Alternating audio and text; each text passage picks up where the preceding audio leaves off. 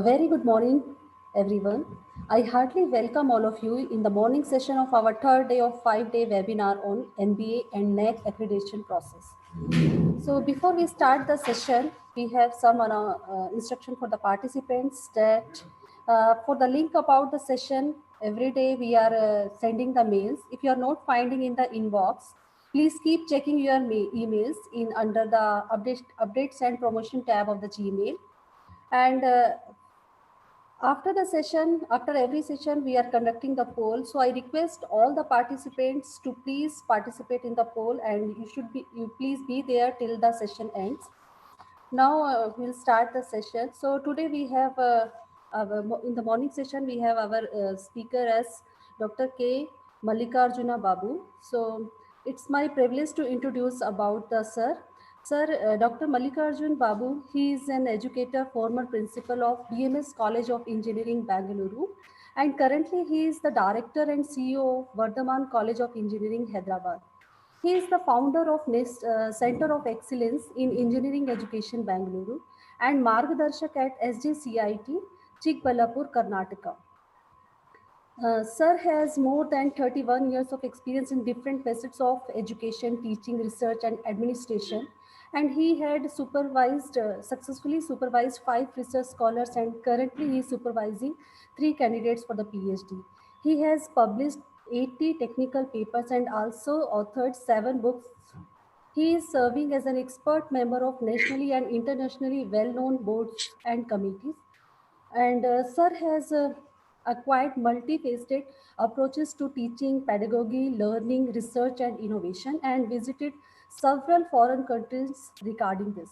He is a member of Program Committee of Global Engineering Dean Council, USA, and the Board of Directors of Milton Foundation, USA. Dr. Babu is an expert member of UGC, AICT, NBA, NAC, TechCube, BTU, and other universities. Sir is a recipient of Technology Excellence Award, Distinguished Alumnus Award from MSRIT, Sarvapalli Radhakrishna Award, Paul Harris Rotary Award, Dr. S.R. Golapudi Award, BMSC Alumni Association Award, and Dr. J.M. Mahajan Award. There are so many things to tell. So we welcome you, sir. And I would like to request Professor Dr. K. Mallikarjun Babu to please start the session.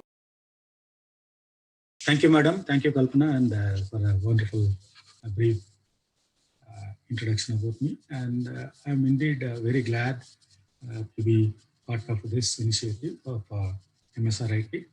Being alumnus of MSRIT, it is also a proud feeling to be here and contribute to the institutional activities. So today I'll be talking about just briefly, my brief talk would be on how do we prepare an institution for OBE, that is in the sense OBE preparedness.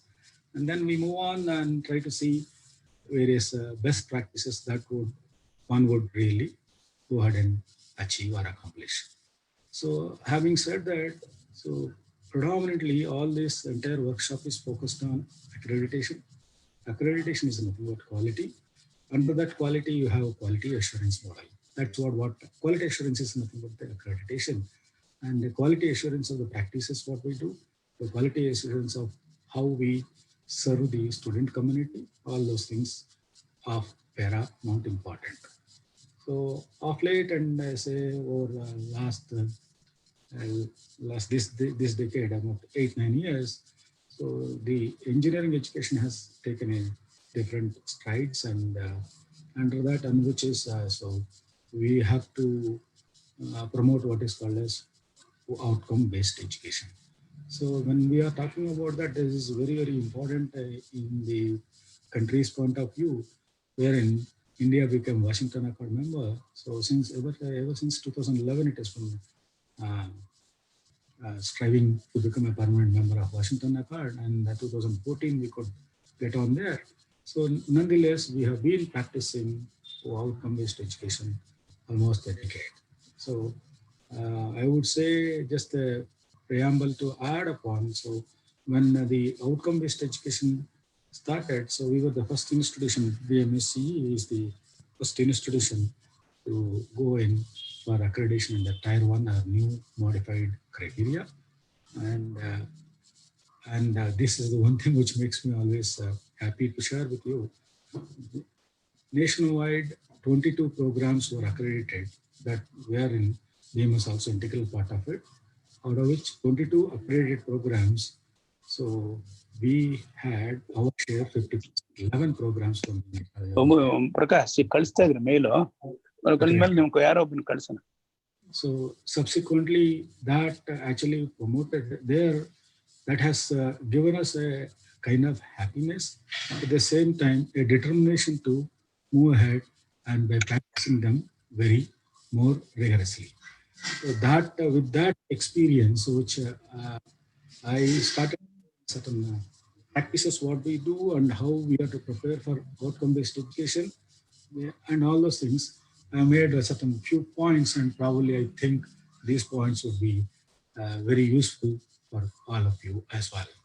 So what all these things, predominantly when we are talking about best practices or preparedness, it is intrinsically built in to the institution, and it depends on the institution leadership and the facilities, resources, what they have, and how they can harness the best out of it. That's what the thing which we need to do. And with that, I would like to now share my PPT for the day. Dr. Babu's talk ಇದೆ ಈಗ.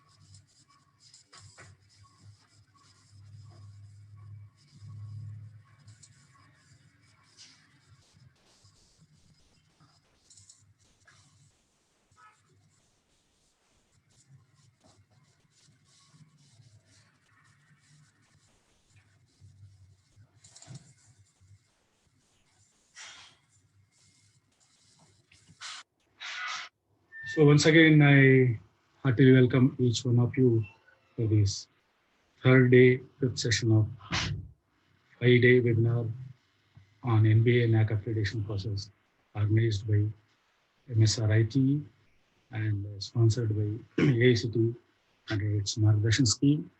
And this entire program is brought to you through IPSA of MSRIT. At this juncture, I would like to sincerely thank the organizers for giving this opportunity for me to talk with you, and my sincere respects and regards to Dr. Naidu sir, a beloved teacher and professor, and now currently heading the MS Ramaiah Institute of Technology, and also Mr. Madhu, organizer of IPSC of MSRIT, and all distinguished faculty friends. And I will like to just talk about the preparedness for OBE and the institutional best practices. So first topic I just, and this is one slide, is institution preparedness for outcome-based education. And this is preparing institution for OBE. First one is, so to do this entire activity, a lot of disturbance. A strategic intent for OBE and management buy-in. Management believes in this. Unless until management believes in this entire gamut of new paradigm shift, so and we'll not be able to really achieve what we wanted to do. So that means say the management should really accept the concept, and it should have a complete action plan. That is what we call it as strategic intent. So having said that, once this is, then we have. Excuse me, sir. Yeah. Sir, sorry to interrupt in between. Sir, please. your PowerPoint is not on. You have to screen PowerPoint? the share. PowerPoint is not visible here. Oh, what, No, nothing is visible. No, only that your screen desktop is visible. That folder. The folder. I have. Yeah. One second, I'll come back. Sir, one more thing. You please can you speak little loudly, sir? Okay, I'll do that. Because it is not audible. Okay, I'll do that. But the thing is, let me know now. You see that the PowerPoint presentation? No, sir. No. No. Shared it through desktop only. In your desktop back there. Give me a minute.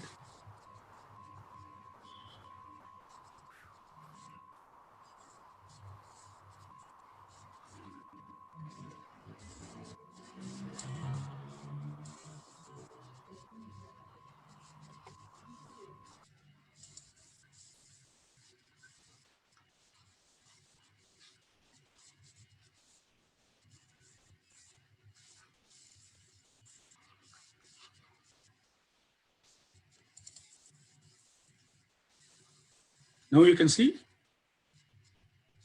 No, sir. No? Sir, you go to share screen. Okay.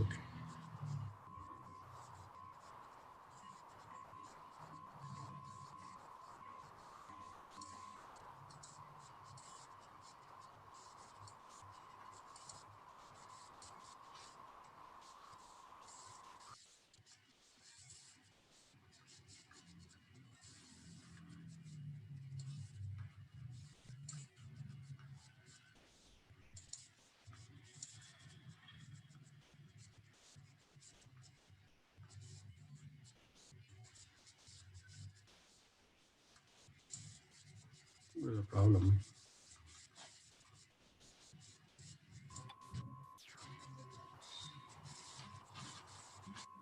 I'll just log in again. So just bear with me 1 minute.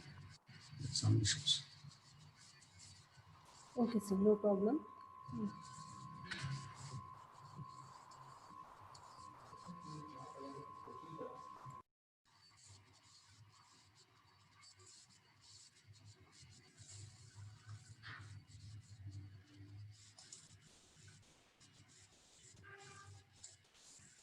Now you see the screen? Yes, sir. Yeah? Yes, sir. We can see. Yeah. Sir, please click the full screen mode. Yeah, that's what I did. F5 it is not taking. Yeah, is that okay? Yes, sir. Yeah. Wonderful. Sorry for that. And there is some Zoom I am new to, but we have been doing it all that online through Microsoft. Some small technology change kind of thing. So that's right. So then now I'll be now talking on institution preparedness for OBE. Having said that, now we'll see what the important factors or points that required here. The first one is the strategic intent of OBE and management buy-in. So in the sense, unless until it is a top-down approach, the entire OBE concept is top-down approach and it is a student-centric model. So having said that, so the management should believe in this concept and develop its all strategic action plan for how do we achieve this. Unless until we do that, then probably we will not be able to achieve the significant actions as far as the OBE is concerned. Then after management accepts this and strategically gives its intent to go ahead with the outcome-based education, that will not happen on ground unless until faculty buys in that. Faculty need to really take that concept in and start pushing it to that. So faculty starts with the institutional leadership and all faculty members. It is not per se only few faculty will do this and others will follow. It's not the concept like that. Everybody should really buy in and start promoting the new culture of OBE verbatim. In the sense, by letter and spirit, ones need to come in and do it. It is not that earlier in a passive mode kind of thing. This is all in an active mode. It will happen. Then now there are various types of roles and responsibilities that are required, right? So by the institution. So the people need to be identified for each and every role and responsibility. And then there should be a thorough mechanism and a system need to be established, systems to be put into place in order to embrace OBE and successfully implement OBE. Then coming on, the institution need to, in the initial levels, need to identify those people with the suitable, I would say, ideal attributes, right, in the institution who can really push this into the four corners of the institution. That's what we need to do. Unless until if nobody accepts it and starts doing it, so then it is a problem. So that is here, ideal attributes are predominantly consisting of, so if you look into, say, you have been going through OBE, knowledge, skill, and attitude, this is the attitudinal part of the faculty, that accepting the concepts of OBE and pushing it so that the OBE is followed upon. So that the entire leadership comes into play, institutional academic leadership, like truly driven by the head of the organization, the principal or director, and then subsequently various departments and the deans structures, or you have directors, or you have the heads of the departments. So all of them should have a positive attitude towards the OBE and embrace it.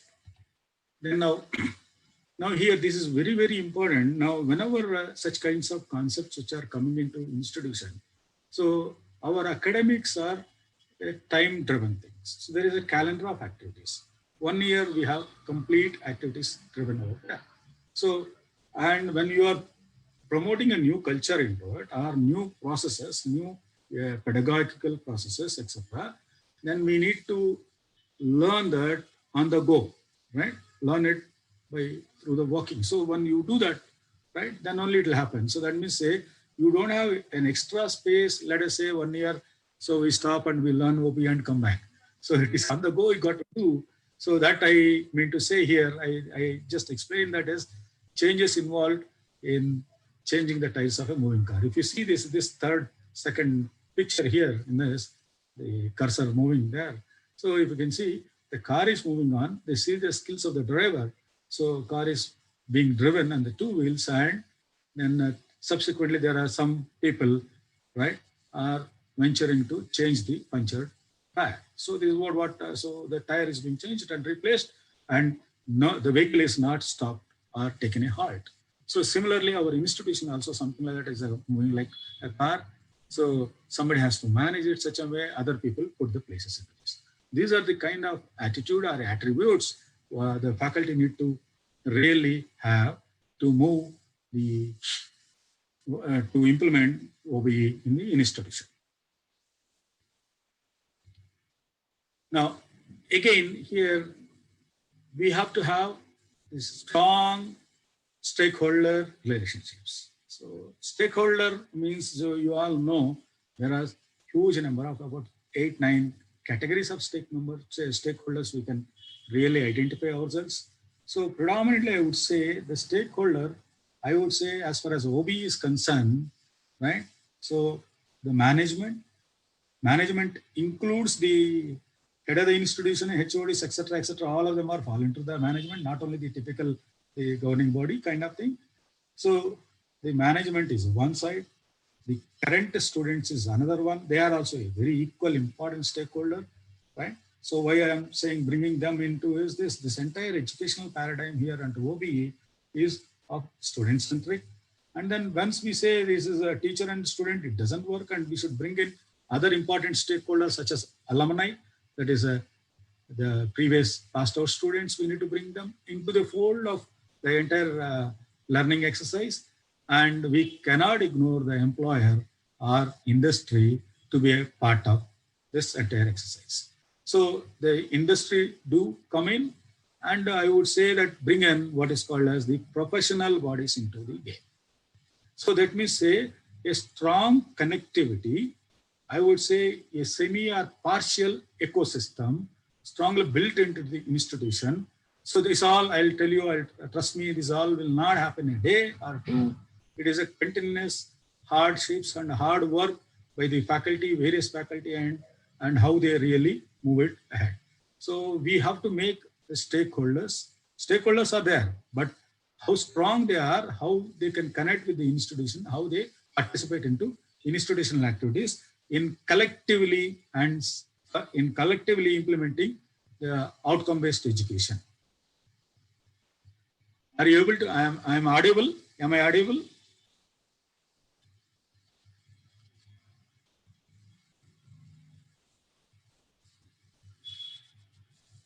So now next I'll move on the project management of this process. So we have to reel out all our plans. So again, this is a kind of a outcome-based education implementation is a completely project. So many of you would be knowing the project management tools and how would we do this. Take it as a project and try to implement the same. Then now here, see, a policy is as good as its implementation. Right? The project is as good as its success or implementation. So before success, what comes is complete, thorough understanding, monitoring, and reporting, right? Should be initiated at various levels of this a tier. So like Bloom's taxonomy has about 6 knowledge levels in the institution also, right? Level monitoring will also have at various levels, various dimensions. But the core of entire exercise of OBE is the faculty. So that is a very, very important, wherein when we are to bring in OBE, the faculty becomes a key or central or focal point, and their immersion into the activity will make it successful. So faculty, when faculty transforms into himself or herself into a role of facilitator, so that actually really gives the 100% success of the outcome-based education implementation at any institution, be it autonomous, non-autonomous, or a top reputed institutions or universities, be it whatever it is. Ultimately, it is completely driven by the 100% involvement of all the faculty and staff who are involved in the institutional activities. So this is about the preparation of the Institute for OBE. And we'll move on to the next slide, next activity, the best practices.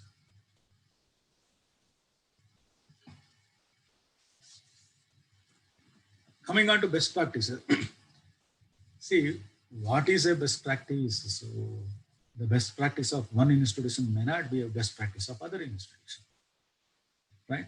So that there are several parameters which are there to decide best practice of the institution. So the institution will always move ahead based on how best it implements various processes, policies that actually conceptualize. So actually, see, all that it depends on several things. So predominantly I categorize them into 5, or there could be many. So I would see this is the way it has to be, or it can be changed as well. So first one is the governance. So governance, what type of governance system you have? That is a very, very important. So if the management is good and the governing body is good, or the governing board is good, then subsequently, then what are the systems prevailing? So that we see detail when we move on. Then coming on to the next one is infrastructural facilities. So institution is nothing but, see, predominantly when we are talking about, I am focusing on engineering institutions. So engineering institutions require a lot of infrastructure, equipment, facilities, supporting facilities, so many things. So a sound and strong infrastructure facilities are very much vital. Coming on, next one is the entire thing is, I always, my heart bleeds for the students and what type of things we are really providing on the platter to the students.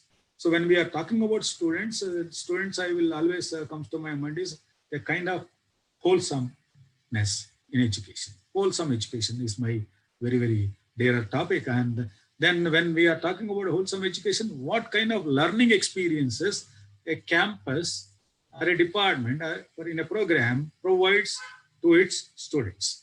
So ultimate, the end customer, as far as the educational institution is concerned, customer is that is nothing but the student. So now, once if we really meet the expectations of the customers, then we'll be able to succeed in all endeavors.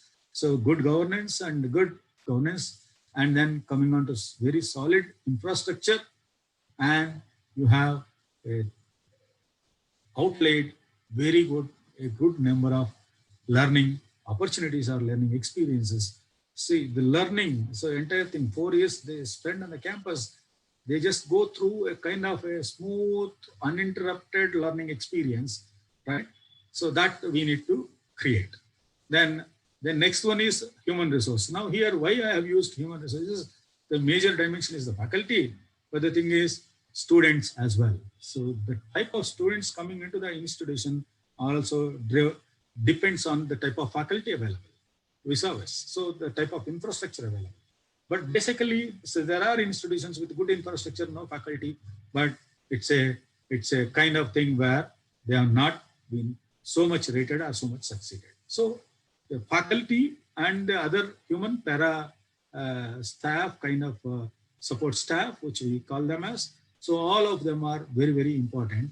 Per se, I would also add in this human resource of the institution, the current set of students who are integral part, who enjoy the facilities of the entire institution. So the faculty, staff, and students come in here basically when we look into the human resource as an entity.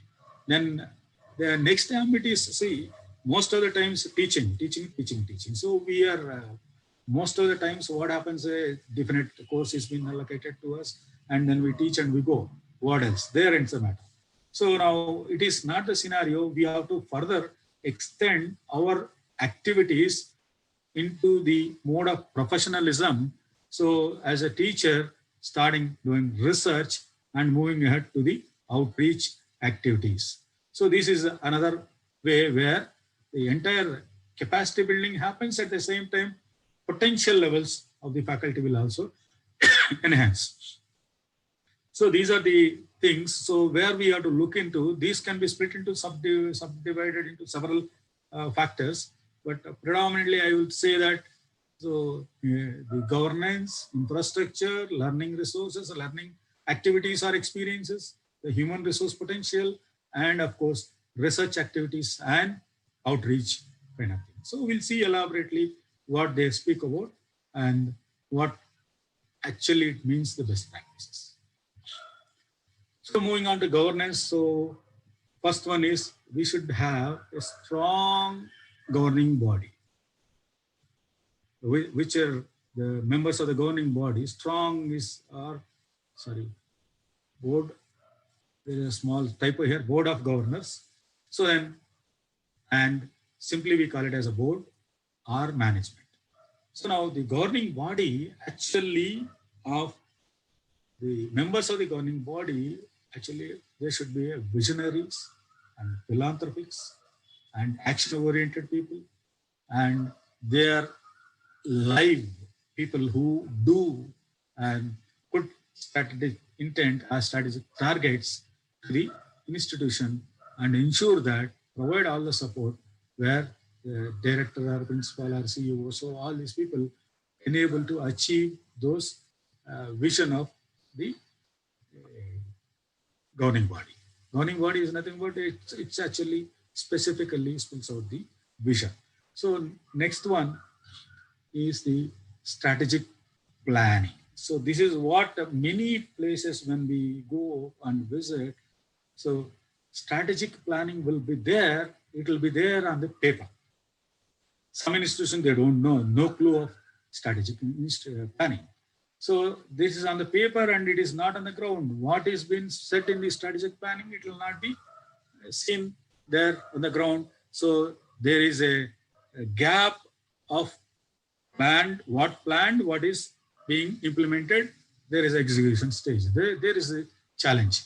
So one best practice is, so I would like to say that one should publish the strategic plan for a 5-year term or 10 years or whatever, decade, short term or long term. Short term, I would say that about 2 to 3 years, long term about 5 to 7 years. So they can net in a complete scenario, they can always move in and do. These two carefully one has to devise. This has to have a, this itself is a very vast topic and vast subject to really understand and really move ahead.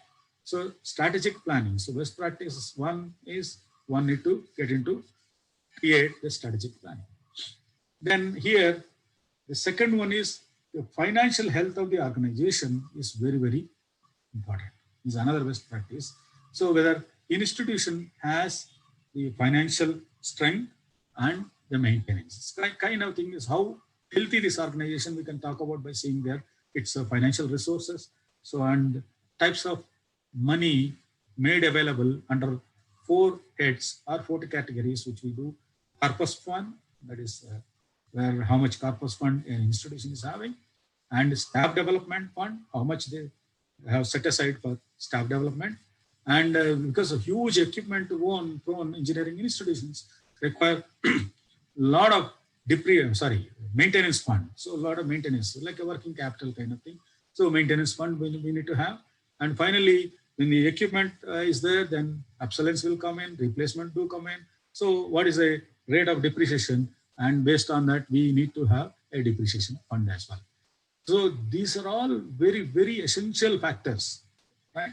So if an institution is maintaining its financial heads under these 4 funds, so definitely it is a very, very strong institution, we say, and we promote this as another best practice.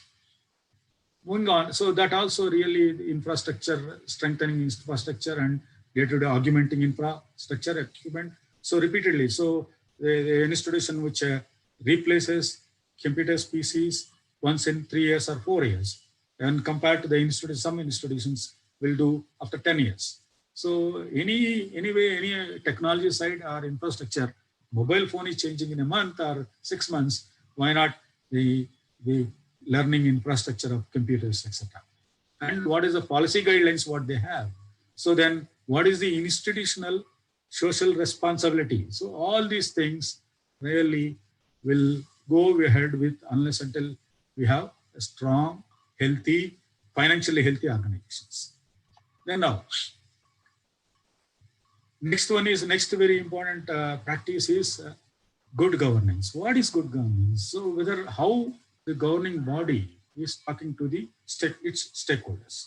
The institution has as many as 9 to 10 stakeholder systems. So we have seen 5 to 6 of them already. So you can add parent, government, etc., society, community, and commitment, so many things. So then institution should have some responsibility. Responsibility of it should be very, very visibility in the sense by its very transparent policies and procedures. All these, like in a government, all these processes and procedures are well published. So then, and all those things govern, right? If you take it to Constitution of India, so everything, that vision, everything is very, very clear, transparent, and rules are there. Predominantly, everything is specified. Then we need to create a policy framework. So in the sense, so what type of policies the governance body need to talk about that policy framework for effective functioning of the institution. So let me say the strategic planning, which I was talking about. So this falls under the good governance activity. So you have to talk about what is your priorities and what you are going to set up, when, how you do this, all that, and taking the health monitoring of the entire institution, not one particular sector. So this way where a good governing board helps an institution to grow in a big way. There you can establish several best practices that is actually, it is a kind of heart functioning kind of thing, then definitely institution will flourish. So there should be openness and transparent and their visibility. So all these things do talk about along. That is what where attracts the students or stakeholders to come into the campus and all the processes. Then we'll move on. The faculty side. Faculty side, I'll be very, very proud to be a faculty here and one among you as such. So what we say is the faculty contribution is going to be a big, phenomenal, or I should say a game changer. And then the entire academic reputation of a particular college or institution is in toto dependent on the type and quality of faculty. So the type is basically somebody comes for teaching as a profession. So I would say that engineering as a profession, you have that a person coming with a bent of mind that you have industry scenario, you know completely as a professional, and also you are a faculty. So that is the actually enhances the quality metrics of faculty. So the entire academic reputation of the college depends on this, the quality faculty it has. And then faculty have critical role, right? So they have, see what entire OB you are talking about, or you are learning past the 4 or 5 sessions. So we talk about building competencies, or just bring in several competencies, and these competencies are nothing but demonstrable capabilities. The student, we expect them to demonstrate. So the demonstrable capabilities wherein, right? So the student will be able to show it, our student will be able to construct it, our student will be able to create it. So such kind of pedagogical practices, so we have to bring in, right? So to build those competencies. Competencies is nothing but, as you know, after the completion of the program, what a student is capable of doing. So we know how to measure it. So now when we are talking about OBE, we will always keep that end in the mind. So end, what is that you expect the student to do and what you are giving him. So feeding. So you expect him to do certain, right? Buy a car and you don't give him money. So this is what the kind of thing, simple analogy wise it gets in. So we need to understand what type of competency need to be built. No, when coming to competency, when we call it as all these competencies are shown in the pedagogical practices through course outcomes. So these are course outcomes. Then later on, I am not going to talk about anything. Course outcomes is nothing but the skills or competencies that is expected of from the student after he or she graduates from a given program. So this is what we need to build that very, very strongly. That way, that is where our role becomes very, very, very, very critical. Then coming on to, so now many other times, so over years, so we have been recruiting faculty, but we just recruit and just put them into, place them into a department and ignore. But we never actually created any space for the newcomers to come in and to understand about the organization, understand about the department, understand about what is the practices prevailing in the college or institution, and then train them. So induction. So let us say, if you know, you all accept with me that when students join an industry, there will be a program which will, induction program happens to them. So now they will be told about the industry, their turnovers, their good things, what is that patronage, everything they talk about completely to them. So, but never ever we really, once we take the faculty get in there. Faculty get into one group or whatever like, they do it. So now, can we create a system wherein faculty, newly admitted faculty, we train them, we tell them what are the do's and what are the don'ts. So you can create a best practice over there. We create one faculty induction program every year. So every year you can always do. So you can't do as and when they arbitrarily join. So when the schools or colleges or institutes who have a higher attrition rate, they can't do it regularly, but yearly or semester wise during the semester breaks, they can always be, this can be done. This can be seen as a very good practice to improvise, or in other words, to build capacity. Right? Then now here, this is another thing where faculty empowerment, the freedom, the autonomy to do their work. So it is not that you have to say that course has to be taken and the faculty need to be given that kind of freedom. And Again, it has to be monitored what type of freedom they are using. So it should be completely given so that creativity gets nurtured, creativity comes onto the table. So I would say, I would ask, so empowerment. So let us say what support systems we provide to them. How many people, how many faculty have been deputed for higher studies with the full pay and leave and all benefits, and how many have been deputed to the postdocs. So postdocs means you'll go on a leave completely 3 years or 2 years. They have to work elsewhere. And how many people we have been deputed to them the industry training. So now such kind of open systems, we never know what is the requirement of a faculty joining the institution. He or she might have a different requests and pursuits. Then we have to have here to them open-mindedly and just encourage them to pursue their vision. So this is what their vision, if it is falling into the alignment, again is a matters that we have to check in. So this is what about faculty role. Then curriculum framework is things, everything is completely OBE. Everything curriculum now here we are talking about whether autonomous or non-autonomous, or in the sense affiliated institutions. Even universities are talking about OBE. Even today, though NAC is NBA is completely on OBE, but NAC also now jumped in, and all pedagogical practices, teaching learning systems, everything should be followed OBE. So that way, this entire thing game changed it into from a teacher-centric, conventional teacher-centric model to student-centric model.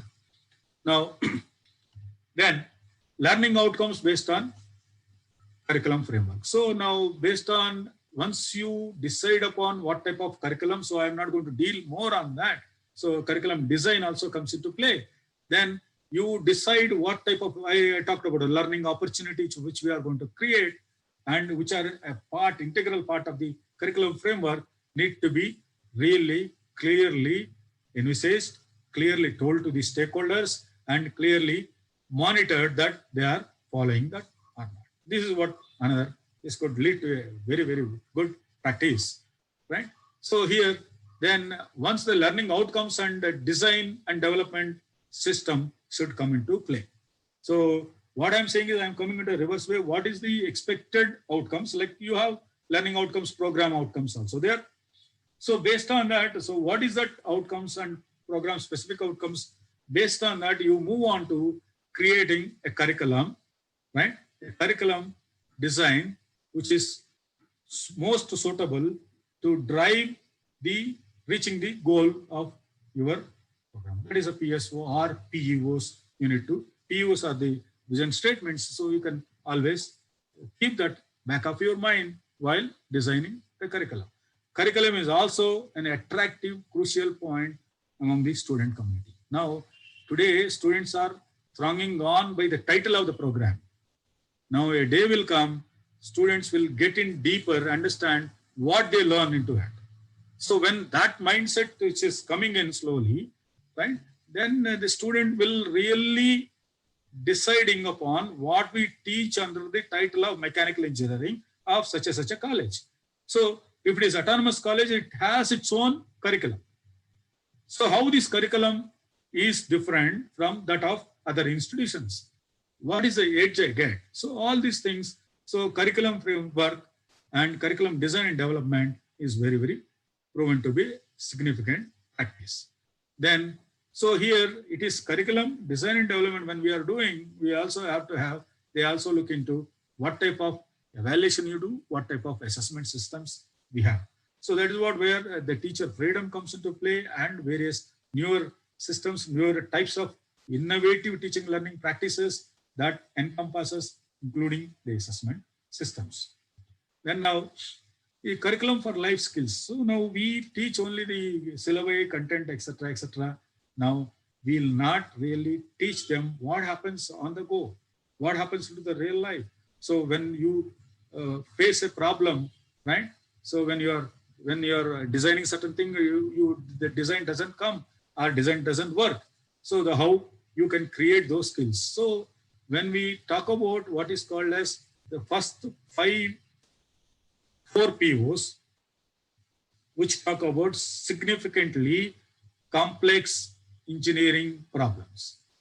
So complex engineering problems, to solve complex engineering problem, one should have the life skills as well. So in addition to the other cognitive knowledge kind of skills, so you have to come in on to the life skills. So you need to generate them and tell them what type of skills they would be embarking on. Then now move on to that what is called as next important shift or a change. So research and development. Most of the times we talk about this research has taken a front seat, a driver's seat now today. Whatever you want to go in for a ranking, whatever. So how many publications, what type of publications, etc., etc. So now when a teacher is coming in now, we take them to teach. We ask predominantly which course you teach. We never ask them what type of research you do. We never ask them what type of support you require. So all that. So now you have to create a practice, right? So how do we promote research? So this is nothing but here, you have to publish papers. Ethics, we are also bringing in. That means a paid journal, unpaid journal, so some quality journals, non-quality journals, all those things. Whenever you are a teacher and you are trying to publish, so please ensure that that publication, your effort is going to go into a good manner and published in a repeated and peer-reviewed journal, which is non-paid, etc. Those cross-checks, cross-verifications, so we can always check, and institution can also build a kind of policy guideline onto what type of publications to be taken up by the public. Then this is one thing which talk about is a transdisciplinary research. Transdisciplinary is nothing but just going beyond your domain or a program area, move in 2-3 engineering disciplines working on one particular problem which solves the societal problem, a community problem, or a nation's problem. Thus, it contributes towards to nation's economy. Transdisciplinary is different, where collaborative kind of research, which we talk about, wherein multi-pronged approach kind of thing comes into play into this research area. And this will definitely lead to patents, and patents lead to products, product leads to economy, and then the prosperity of the nation as well. So, and the various agencies, government agencies under MHRD, DST, and there are so many ITBT, so many areas, people are now providing a lot of grant towards research to build in products or processes which you can really, end result is they want to just really to convert into operationable, actionable patents so that they can get some revenue generation and adds to the nation's economy.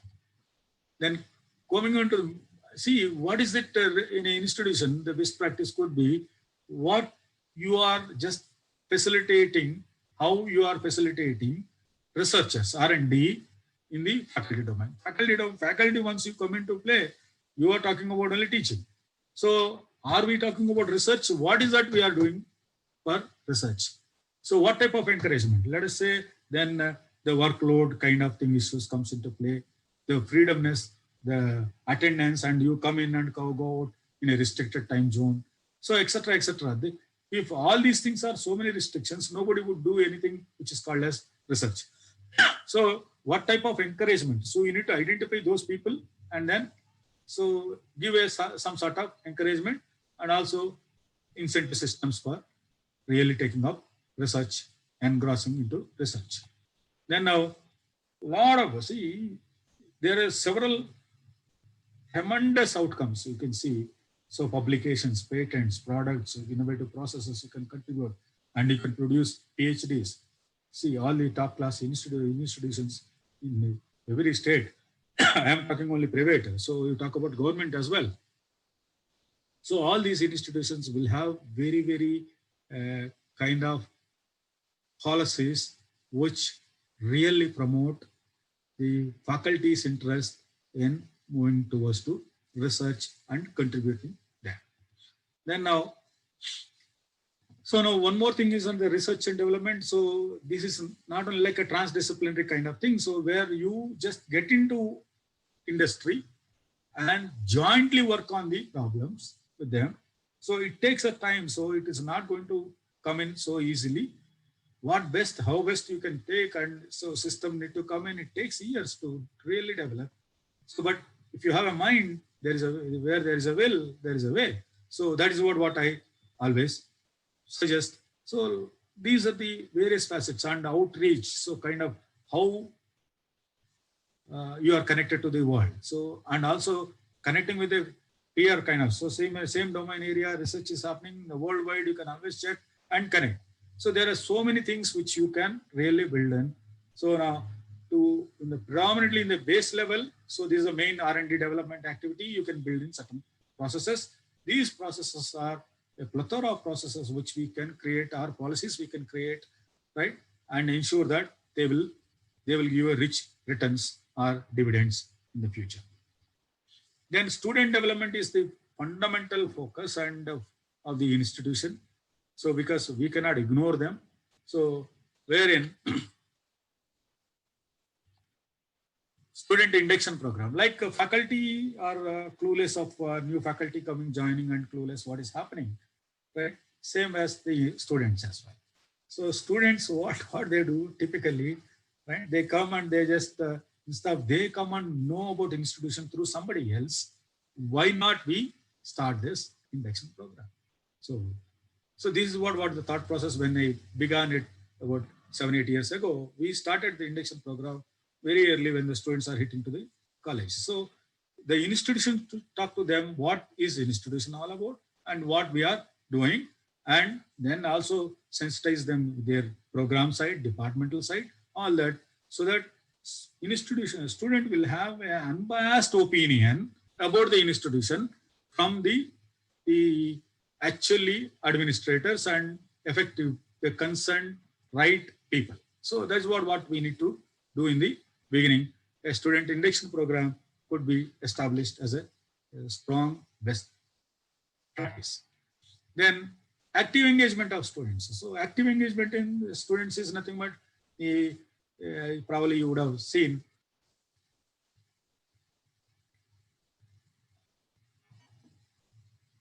under OB, we have seen all that activities. So how do I engage a last bench student into what I'm talking to the class? Backbenchers will never participate in the kind of activity which is happening in the class, whether it is a class or activity or a lab practice. They just go and sit at the corner. So can we create an atmosphere, right, where we can attract the backbenchers to come and do it? So this is what I would always say when we do a cultural activity, so-called activity, which attracts thousands of students all across the institution. Similarly, if I do an activity which is of academic in nature, the less interest originated from the in-house student and also participation otherwise. So now we have to really have a focus what we need to do and bring in the appropriate engagement. This engagement process is all institution specific and how the institution really wants them to be achieved or driven. Then now there are several curricular activities, curricular engagement, active engagement we are talking about. In addition to that, there are co-curricular activities and extracurricular activities. Co-curricular activities actually helped us in a big way, pushing in MOOCs into curriculum, which we have done it. So that actually started faculty to familiarize. So what all that we ask from the student, we should do it first. We, in a sense, the faculty.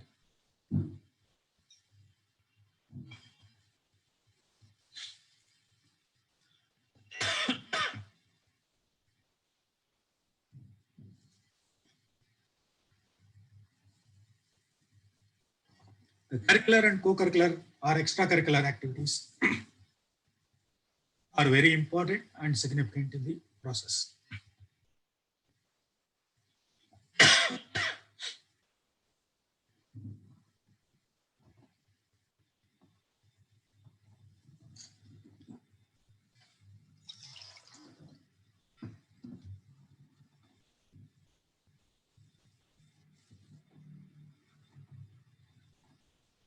I'm sorry for the throat irritation. Social responsibility and community engagement is another key. So we have several set programs here. So you have NSS, adopting a village. So all that. So now these are all things which we take it as categorically we take it. And we don't have a strategic plan. How do we action plan? How do we implement the social responsibility? How do we engage with the nearby community? So if the institution can develop a strong plan, then definitely it is going to be a best practice. Now again, this is what human values, professional ethics. So these are the very louder and a larger topic. But there is a PO.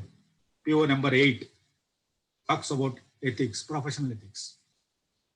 So are we dealing professional ethics into the students? How do we really expose them to the professional ethics? Unless until they discuss with the community, they engage with the professionals, they start doing activities, nothing can happen. So I would say that, so one should really plan strategically how to build in human values and professional ethics.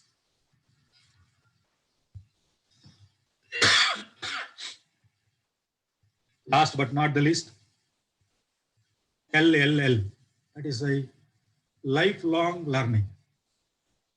So this is which is the PO number 12. I would say all the POs, if you look into, there are certain POs which we are clueless how to implement. Now, but if you can write a practice or process for how to really go about it, that will be nothing like that. It's a good best practice in the years to come. At the same time, we need to talk about when we are training a student to be a professional, to be an engineer, and what type of career he would like to really bring in, go for, opt for. Nowadays, everything become uniform, unison. In the sense, everybody gets into a software company and irrespective of their training. Training is something different, a civil engineer, but he gets into software engineering. So they'll sit at the helm of the lower stranga and then they relieve themselves out. So now, can we really distinguish how do we promote student development through various activities which have been listed? So this can be, each one of them can be considered as a practice, which we are doing. So trust me, all of us, all the institutions are doing that. So how they are doing is the change point. How? So that is what we need to question. So how do we get it? What is the impact? In the sense, I would like to say outcome. There is a input parameters like what is that the input structures we have, infrastructure, faculty, staff, institution, curriculum, etc., etc. What is output? 90% result, 95% result, right? All that. So how do we really get in? How do we get in? So what is it? Result. Result has no meaning. It is not outcome. It is only output. So outcome would be that, right? Out of 90% of result, 80% of them are first class with a distinction. So that means, say, you are able to realize all the activities. So that's what we need to talk about. Input to output, output to outcome. Then now we'll move on to the next topic, which is called as benchmarking or branding. So anything you do, so a new activity, you can always benchmark what others are doing. How? See, this is this is a missing array. So now can we really benchmark what IITs does in this area? How IITs conduct an indexing program, how IITs can conduct a research, what is the policy there?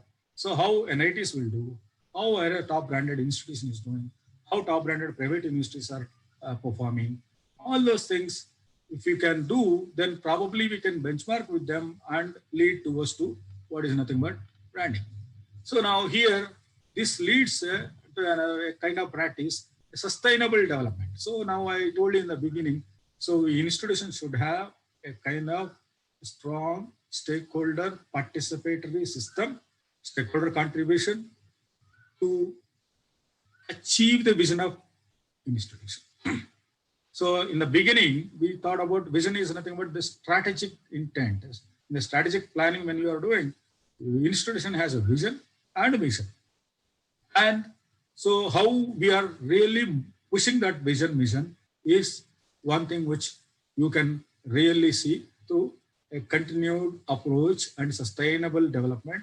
So their funding should not go and their faculty should really stick on and a good quality of students to come in, all that. So you have to go, if your development growth curve is going up and all these things automatically you fall in line. So always I believe continuous improvement is the key. So it is not that today I am having an NIRF ranking 80, next year I'll also be an 80. It is not so. Not only NIRF ranking, for that matter, any other kind of agencies, surveys, etc., right? Ratings and rankings you get. So I would believe strong continuous improvement. So for continuous improvement, we need to outlay our design and what is continuous improvement is really mean to us. Do we have a metrics to follow? What is the data? Do you analyze and how do we go about it? You can develop a practice over there. And this is one thing, if you are good and you have reached at one level and there is in the vicinity, there are so many colleges. So can we really share, right? Care for them and go and share, right? And a mutual. And also when we are going to other institutions, we can also learn. So share the best practices with you, what you have been doing. You believed in one particular concept. You feel that is very strong to improve. Can you go and tell that others, whether the others can also do and succeed, then what else you want? So this is what the best practice mode it gets in. So benchmarking or branding is also very, very important in order to portray the institution and its best practices. So now that concludes my talk on institutional preparedness for OBE and as well as the best practices. There could be many number of best practices. But as I told you, so all institutions can, in the common way, they can build in based on its strengths, every institution moving into different dimensions, different lines. So I would say that how we really understand what is our strength and how do we reinforce the strength and sustain it and move on, then it becomes a kind of a value associated. This particular best practice becomes a value chain, value system into the entire institution. And then that is the way it will be remembered. That is the way the perception increases in the stakeholder minds. So once you can reach the stakeholder mind that way, right, it is very, very important. Significantly, all these things, what I would like to tell is to enhance any standing of the institution takes longer time. At the same time, to deteriorate that also takes longer time. So that is what is the key factor here is sustain what we are today. And we have to go, you have to holding this, you have to improve. It is not that you drop 10 and improve 11. It's not correct. So you have to hold everything and go by 11. That's what I would like to say a best practice is going to go. And I stop here and to take up any questions you have. Thank you very much.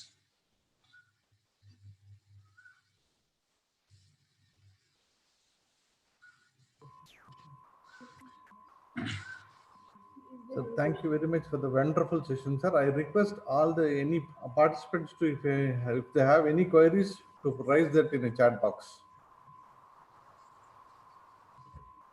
What is the question?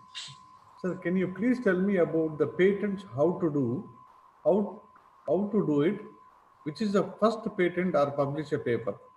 Either it should be a first patent or publish a paper. I think the question. Sir, this is something which is a good topic by itself. It requires a lot of time as well. But I would advise you, nowadays everything has become a tailor-made, right? There are several agencies, government agencies, right, which are available, which can guide you onto this topic. So you can have a discussion with them or invite them to your institution. There are plenty, plethora. National Entrepreneur Network, there are so many, right, institutions which are available. Under DST also there are so many. Please look into, right, and search for that.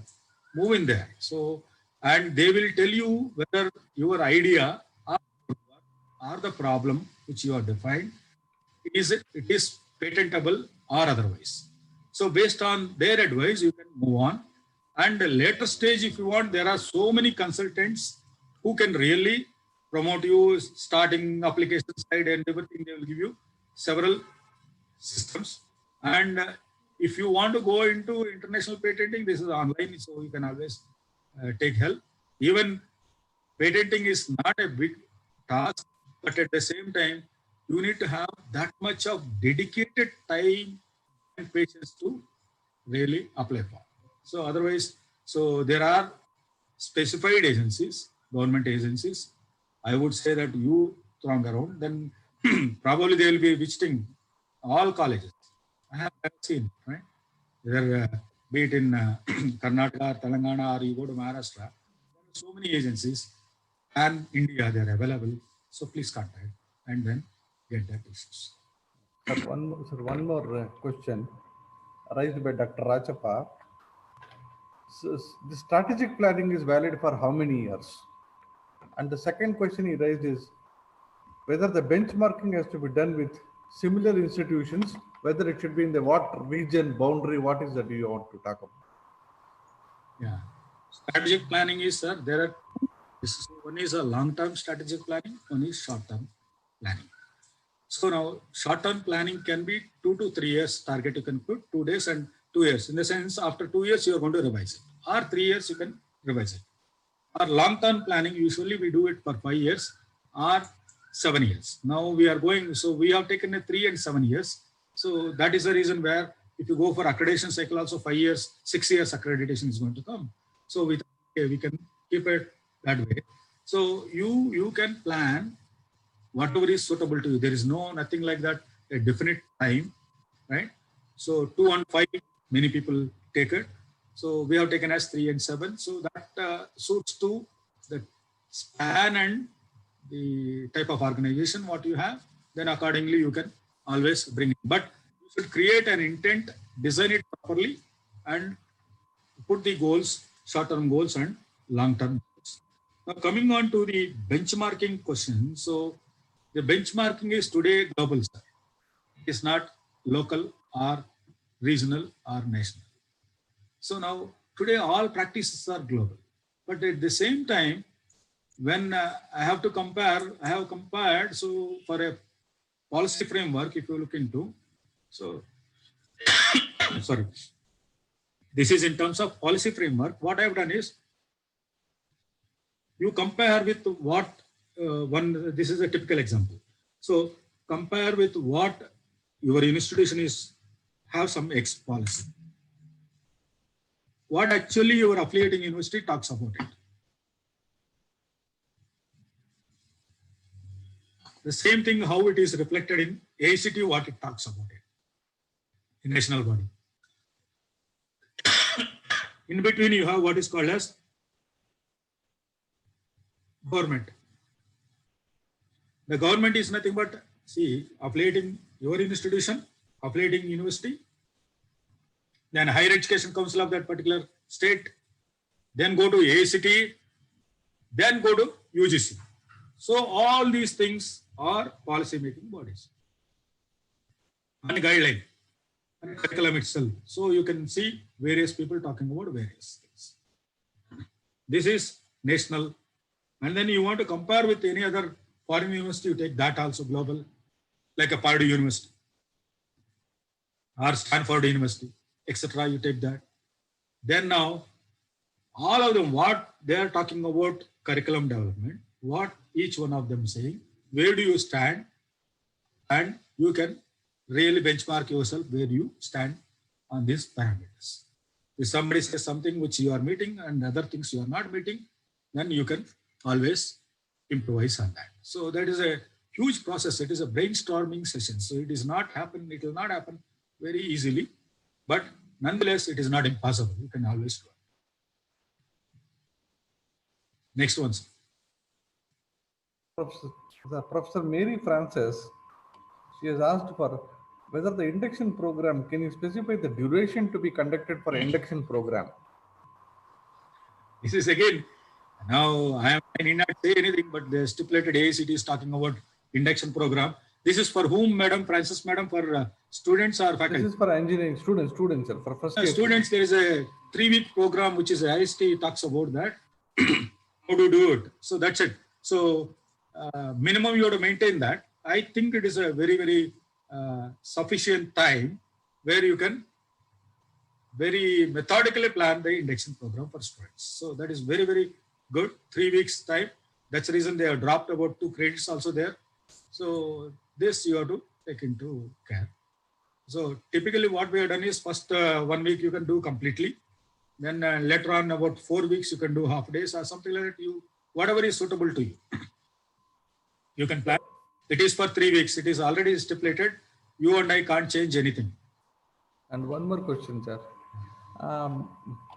People are asking about what is the R&D? There are people are confused about research and development and then regular teaching work in the tier 2 institutions. How they carry out the R&D for a tier 2 institutions? Why it is? No, you see, R&D is not connected with tier 1, tier 2 institutions. It is the faculty passion and the institution encouragement and the type of infrastructure and resources that made available and type of seed funding that is available. That's the reason I said policies, best practices. Whether they can really, if they don't have equipment to teach the laboratory experiment itself, where is the point I conduct research? So that all depends on the type of infra you have and type of technical manpower who can support you and the type of students who are challenging you. And then the faculty will automatically devise into research. It is not that they give seed funding, you do research. It is not so. Faculty is interested in doing that, then you start supplementing that. Then automatically it will come. But the time and space, so you load him or her about in a week about 40 hours time, which we have to be there on the campus. So 35 hours you load them with the teaching load. Where is the time for them? They get exhausted. To do one class, for this class, I have to spend about 4 hours to prepare and talk to you what I want to talk. Similarly, every class will happen for the teacher. So that is, there is no tier 1, tier 2 as far as research is concerned. There are tier 2 institutions, some of them who are doing phenomenally good. Let us not bring in tier 1, tier 2 under research, but only it is a passion of the teacher and the focus and vision of the institution. It wants to work on some area. They may take about artificial intelligence, let us say, or biotechnology. They can start working into and they can do that activity. So that's what I say. Please don't stamp tier 1 is for research, tier 2 is not for research. So, and last question, sir. One more question. Yes, sir. This is asked by Dr. A.N. Parameswaran. Yes, How to make the institution heads to understand the importance of the policies, system, and process in the effective development?